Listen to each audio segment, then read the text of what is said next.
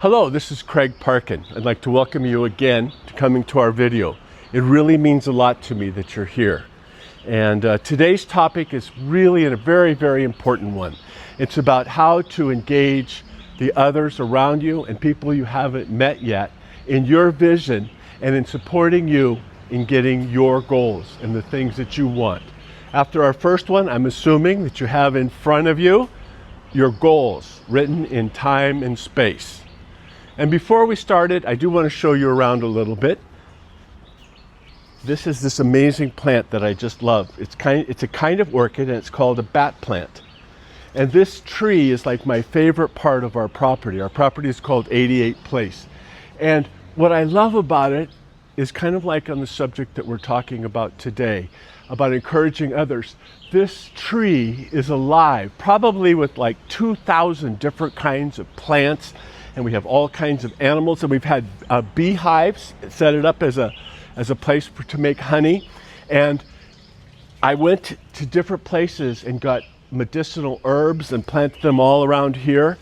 And as you can see, I made this look like an elephant, and it's all going up, and all of these things that you see here, everywhere around the tree, come from this one place. And then as we come closer to the river, again, this is the Peng River, most important river in Thailand. I have a Buddha that I just really love, a 300-year-old marble Buddha from Burma. And what I love about this particularly is that it's the Buddha of self-confidence. It's saying, relax, it's okay, everything's going to work out.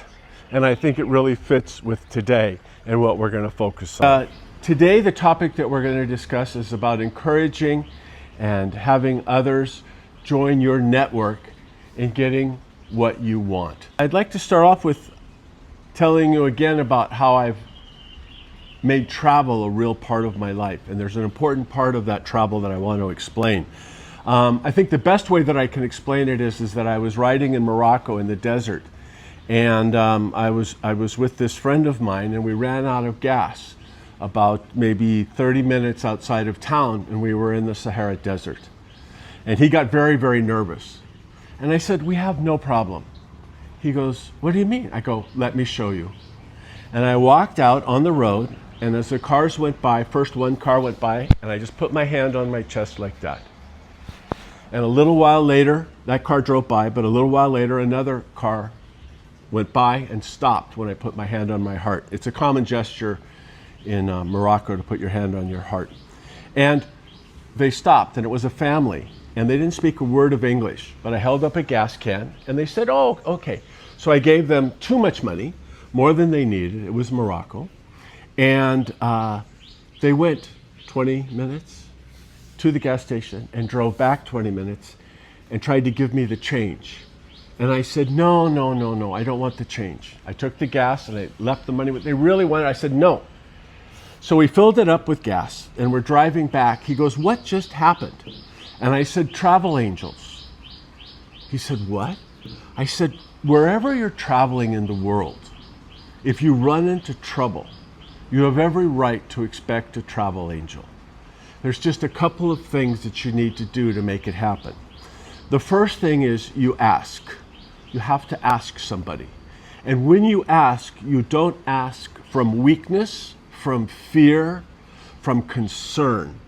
You ask with all of your humanity intact, and you give them the opportunity to support you.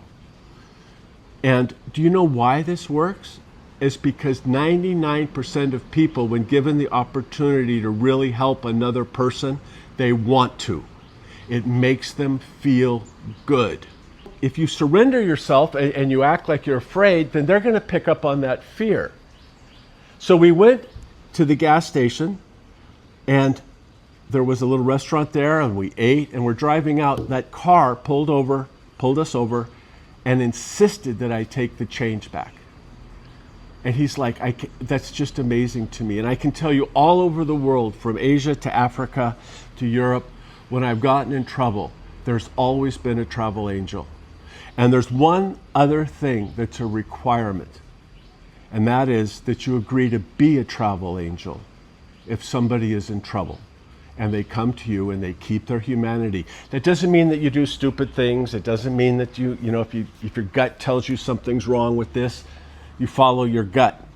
But I think the most important part of this story is that you have to ask. Now, when you have your goals and you want to create a network, you have to give and you have to receive. Every cell in your body gives energy off and takes energy in. On any problem that you have in your life, all you have to do is look very carefully and say, am I giving too much and not getting, or am I getting too much and not giving? Every problem in your life, from health to personal relationships to your business, everything, give and receive. Give and receive. So when you see somebody and you want to ask them to support you in getting your goals, if they're in the same business, if they're interested in the same thing, be willing to ask, not from weakness, ask from strength, because you're providing them an opportunity to get to work with you, and you've got good energy, and that's a good thing for them. That's not a bad thing. And people will come and people will go. You gotta let it happen. Give and receive. And you will find that when you're following your bliss, when you're really going for your goals, there's an energy that you create, and people want to be around that energy. The same friend that was with me in Morocco, he said, Craig, I know who you are. You're a genie. And I thought it was the best compliment that I've ever gotten, because it's true. I can just be honest and say people get what they want around me. Because when I find something that somebody wants, I actively start working on having them get what they want. If it's a healthy thing, if it's a good thing, like that. And what happens when I do that is an automatic byproduct is that I'm involved in that energy and I get what I want every time. People, when they start making some money, I can't trust that person. All of my success has come from trusting others. All of it. Did some people take advantage of me? Yeah, I've had some people that stole from me. Maybe 3 or 4%. But 97%, 97.5% of my success came from other people's joining me and participating in what I was doing. And I got really clear. I had a cleaning company in Hawaii that I started, and it was called Team Clean. And it's still going in Hawaii. I sold it, but like I said before, we had over 20,000 employees over time. And when I sold it, we had about 500 employees, and we cleaned the major hotels and shopping centers. And I'm really clear that what my job was finding the right people and getting out of their way. It's so important. Like for me, I have a tendency, as you can tell, I'm very verbal and I like to talk. And in my company, I made the mistake of wanting to hire people for cleaning that were like me. Only, guess what? That wasn't the kind of person that I needed. What I needed was somebody who wanted to work and be left alone and come back the next day and work and get paid and be satisfied with that. And so I had to change my whole schedule on how I was hiring people. And it really worked.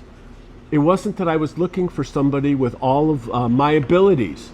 In fact, having my abilities was actually a detriment unless I was doing the sales. Then it was finding salespeople that had more of my personality. So for you, don't try to find people to work with that are like you. Because if two people always agree, one of them is unnecessary. You want to find people that you can bring something to the table for. So if you're really good at promotion, find somebody who's really, really good at management and operations. It's one of my favorite stories about businesses. I think there's two main kinds of people in a business. There's people that are operationally inclined, and there's people that are sales inclined. And there's kind of this joke about it, because if you take the worst part of their thinking on both sides, in sales part is, well, we're losing a little on each deal, but don't worry, we're making up for it in volume. You know, a salesperson is like volume, volume, volume, instead of thinking about how much money are we making, how much success are we having, and how is it affecting operations.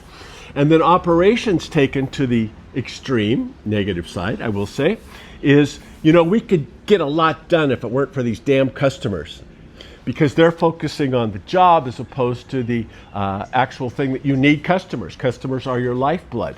And companies tend to be either more inclined to be sales orientated or operations orientated based upon what the owner is. So me being sales, I needed to find people that were very much operationally motivated. And that's how they worked, and that's how they were. And then I had to get out of their way and realize that we don't look at the world the same way, but we're focusing on a goal. We both want the company to be successful. We both want our customers to be satisfied. We both want to be hiring people that are doing better in their lives. I had the privilege of winning the Welfare to Work Award for the Pacific, because our company hired more people off of welfare than any other company in the Pacific. And it's something that I'm very proud of, because I went and found people that maybe had never had a real job. And when they got to be working in a successful team, it changed their whole life. I had people that had come out of Vietnam on boats. And the guy came up to me after 20 years of working with my company and told me how he had bought 2 condos and put his daughter through college, and he just had tears in his face, and I started crying. And that's what can happen when you have that energy of finding people that are having abilities different than you, getting out of their way, and both focusing on the goal instead of all the things that don't matter. And thank you very much for tuning in today. And if you have a chance and you got some value out of this, it's really important if you can do it, because it could really affect people's lives in a positive way. Not because it's me that's saying it, but because the words that I'm saying have truth, and they have ability to help people transform. And if you share it, you're going to help in that process. Also, for those of you that are interested, I have a book on Amazon. It's with the Kindle, and I think it's less than $3. And I highly recommend it. There's a beginning part of the book which goes through some questions about our early programming and how we got ourselves to be the way that we are, and how to get out of it if you want to.